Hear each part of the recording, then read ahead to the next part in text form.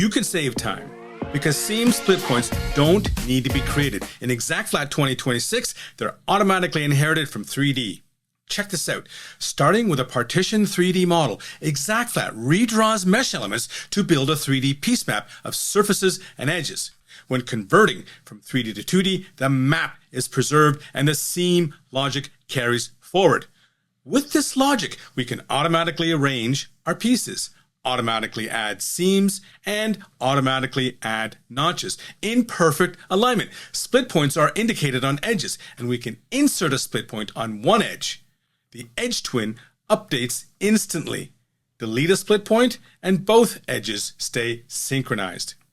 Seam logic is automatically generated once and reused everywhere. Stop defining seams by hand. Finish more projects daily, some 5 to 10 times faster with ExactFlat 2026.